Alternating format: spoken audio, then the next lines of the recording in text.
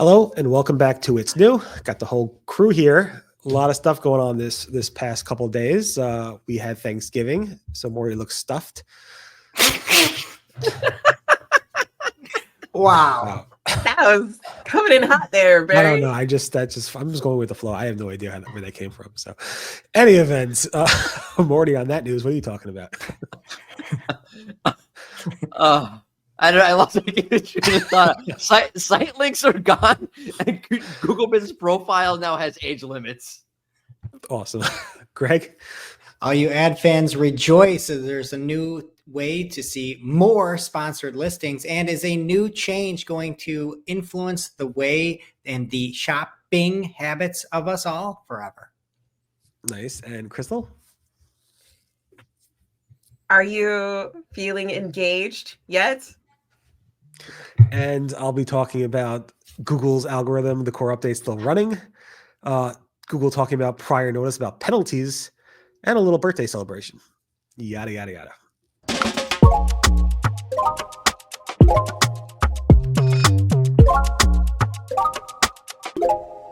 All right, so Barry, you had reported over on Search Engine Roundtable that Google Ads is getting a more sponsored results button in search. So if you're like me and you love ads, you can now see a bunch of different sponsored, text ads. It seems like that's what this is for at the moment. I haven't seen it for shopping. And you can click down and see more sponsored results. So you can just get rid of all the traditional SERPs if you like. It's great. I mean, why? I mean, the organic results are pretty much dead these days. So let's go with ads. Let's add more. Yeah. Who hates this? This is great. The holidays came early. Yeah, they're really stuffing in those ads, huh? I think Brett Tabke did like a post this morning saying like he predicts that the organic results will only be on page 2 next year. So that would be amazing. Well, you can force that to happen with this test. So Google will take because our data has shown that users prefer the organic results to be on page 2. Yeah, you get more clicks on page 2. It turns out more high quality clicks. Yeah, probably. And then Barry, you had a interesting thought. Look at a test in the wild for Bing shopping, and we have seen a lot of, I would say, innovation within Google Shopping in the past 2 months. We've seen just a lot of expandable cards. We've seen like brand new fonts, and then trying to make it more of a destination. I know they just had like a big deals section here, in the US for Black Friday, Cyber Monday. Bing is kind of following suit when they've got this kind of grid, I'd call it, a shopping grid, where you can see a much bigger selection of products than just that typical top rail that you'd see. Then they have some buying guides, some top brands, and some things like that. So it seems like Microsoft is kind of following suit there and really working to expand some of the shopping offerings. Yeah, I like these. I like these grids. I liked it when Google was testing it. It's nice to see Bing testing. I don't know if it'll last, but I think it's pretty nice. Anything that they can do at Bing to add more ads in, they just love them. Yeah. Cool. And then Morty, why don't you take us to the next step? Okay, so let's say you're a service area business and you offer a service or a product like, I don't know, cannabis or whatever. That you have to be over 18 years old in order to access this product legally or whatever it is, or illegally. Doesn't matter, I guess. Maybe it matters. You now have to have a storefront. So if you were like walking around, your service was like, I'll walk around door to door and drop off your weed. No. It makes sense. You have to have an actual store. Makes sense. I mean, how else are we supposed to check ID? I mean, there was one time I ordered like something from CVS, like a certain like medication for somebody in my family. I forgot what it was. And they said when they drop it off, they have to actually check your ID. Let's say you're a mobile pharmacy. Like you can't, that's it. All mobile businesses are now gone. So what about like somebody like Naked Wines or something? Like what about like a wine delivery service? They're not allowed to have You need a physical storefront. I mean, they probably have a warehouse, which could be a storefront. I mean, so this would basically remove anybody who has service business. Like if you don't have a physical location, I assume most of these places that have this inventory have locations, so it won't be a huge deal, even if you don't Just necessarily have. middleman for the drug lord. Yeah, But I guess yeah. So you could still be a service area location if you have a place that someone can visit. So let's say you're like the keg guys or something. Shout out to the keg guys in San Diego. Let's say you're the keg guys in San Diego, and you service farther afield. As long as you have a shop, it's like that's okay. But you can't just like Right. service without a shop. Like, yeah. I get this because it really can cut down spam. We've seen a lot of spam in the past on this where you'd be like, oh, I just have a Regis, office here. And I'm now not just one location, but now I'm 2 locations, and like Google cut down on that. So I get it. It can be really, really hard to be like, are you just setting this up so that you have a closer proximity to different, higher volume of searches? Like that makes sense in a way, but also like, what do you do if you're a food truck? I guess use your home address. Just the truck. Just park the truck. That's the address. It might be. I don't know. Yeah. I don't Like know. if you're going door to door selling weed, like your van that you have parked by the river, that's your. Mordy, you really thought this plan through. What color is this fan you're buying? Sky blue with the white roof. Well, the cool thing is also they also launched a new form to report people who are companies that are doing review manipulation, like specifically incentivizing businesses to other people to leave reviews or pursuing pressuring people to actually leave reviews. So that's a nice little addition there too. Mordy, what else you got for us? Site links are gone. Thank you. Site All link right, moving search on. box. Sorry, I screwed it. Site link search box. Site links. I messed that up also in my YouTube video on Friday.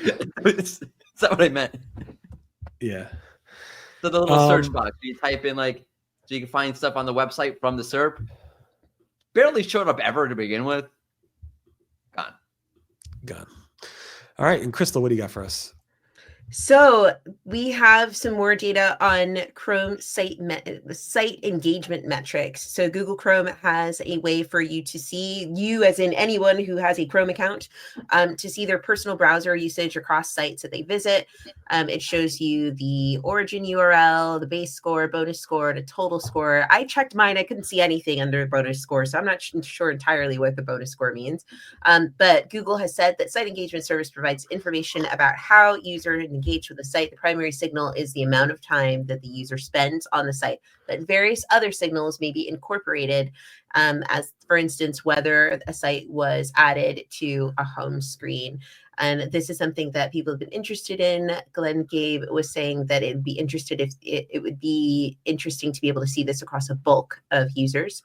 And yeah, I think it looks pretty cool. I'm looking at mine, and mine says I'm very boring. It says I went to my Gmail and my calendar, and I used WhatsApp. Yeah, so Dan from Dijon SEO spotted this. I think other people have found this as well in the past. I'm not sure. But basically, if you want to see how engaged you are in certain types of websites, this will show you that information. And Glenn Gabe's point was that if you take that in aggregate, maybe, just maybe, it could be used to say, how engaged are what are the top most engaged websites? So engagement factors, signals, ranking factors around engagement. Interesting if Google aggregates that from Chrome, although Google has told us numerous times they don't use Chrome data for this types of purposes, although Google has lied to us before. So we'll see. But again, this is not new. Google actually has a page from 2016 that they published on this topic. So it's not really new, but it's something that we just kind of popped up and now we're starting to look at. So pretty interesting find there from Dan. Again, we can speculate all we want about this, but it is interesting to see that Chrome at least stores this data, and what it might be used for by Google is anybody's opinion. Yeah, because some of these are way back. If you scroll all the way down to the bottom of this, some of these are like a few weeks ago that I went to some of these websites. So it'd be interesting to see how long it stays when they're thinking about like your localized reviews or your localized recommendations and presets. Yeah, who knows? And stuff. And then the Google November 2024 core update is still rolling out. It did not complete before the Black Friday and Thanksgiving holiday. It's not done yet. It will hopefully be done soon, but I'm still seeing a lot of chatter. The tools have calmed down a little bit, but I'm seeing still a lot of chatter over the weekend. But again, that could be just, traffic is dead because of the holiday type of stuff. And then John Mueller was asked, is it possible, hey, could you just give us like a little bit of a heads up before we go ahead and get a manual action, a penalty by Google? And John's like, his response is interesting. That's a good and hard question. Generally, I'm in favor, but it's challenging. If we do these to improve quality of the search results, the goal is not to penalize sites, but rather improve the results. Then it would be strange to purposely leave the results bad for a week. Like, yeah, no, leave it bad. You know how many times Google's get notified of a penalty, like somebody spamming the search results, and they just leave it for years. But anyway, it's and he kind of then dwarfs it into a question around algorithm improvements versus manual actions. Google has given us manual action notifications well in advance, saying, "Hey, this first case of the site reputation abuse policy, we had 2 months notice before they actually go ahead and issue penalties." Here, they expanded the original definition. Everybody thought they were safe because they had first-party content and this and that. Everybody thought they were safe, and they go ahead and expanded it to cover things that they thought they were safe for, and they were given no notice about this.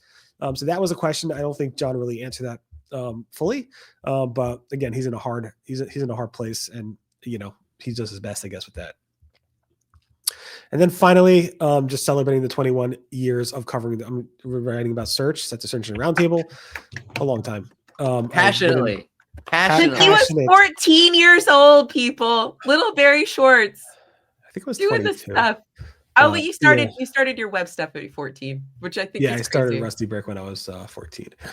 Crazy. Busy man. Yeah. So it's been a crazy year of writing. Lots of comments from people, a lot of passionate people out there, not just me. Mordy's very passionate as well. A lot of Fabio references. Very passionate, very stuffed. Any event, hopefully I'll continue this for another 21 years. Thank you so all for the comments and watching the videos and subscribing and all that other stuff. Thank you all. Appreciate it. And we're back hopefully tomorrow. I'll be in Florida, so hopefully everything will go well with the room and the internet, but we'll see. Any event, thanks so much. Have a great day. Bye-bye. Congrats, Barry. Yay!